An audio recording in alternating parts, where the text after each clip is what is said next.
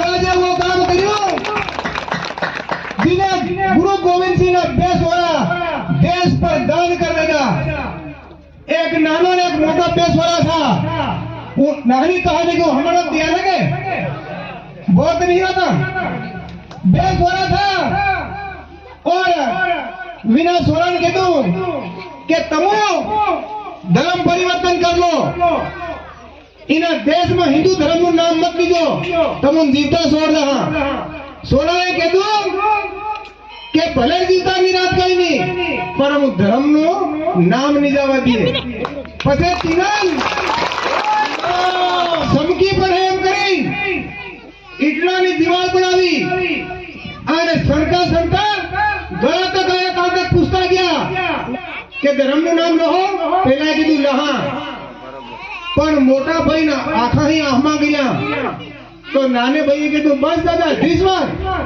के धर्म नु काम करता था आप मरवा दिया था ना आमा गिर गया। मोटे भाई के तो नाना आमा इन हरू नहीं गया, आमा वीन हरू गया है के हूँ आयो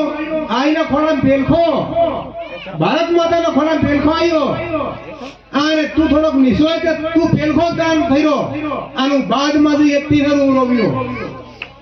तो धर्म पर नो छावर થઈ ગયા બે ભાઈ। એની ભક્તિની કહાની है और गुरु गोविंद ने धाम पर भी कुमसिंह महाराज ने जो जिला में काम किया एवा काम ता भी गुरु गोविंद ने एक आंदोलन चलायो,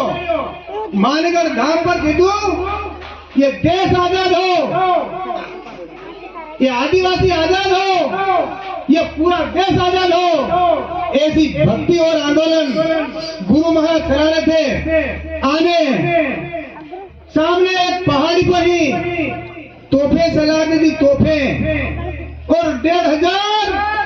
आदिवासी भाई मौत के घाट हो गए, उनका दाह संस्कार भी नहीं हुआ और गुरु गोविंद को ले जाकर अहमदाबाद की जेल में बंद कर दिया और बोल दिया आज के बाद राजस्थान रियासत में नहीं आना। तो गुरु गोविंद वापिस लौटकर मानगढ़ धाम पर नहीं आ सके और उसके मन में ऐसा ठान रखा था कि मेरे आदिवासी भाई आजाद होंगे, पढ़ने का लिखने का अधिकार होगा। वो काम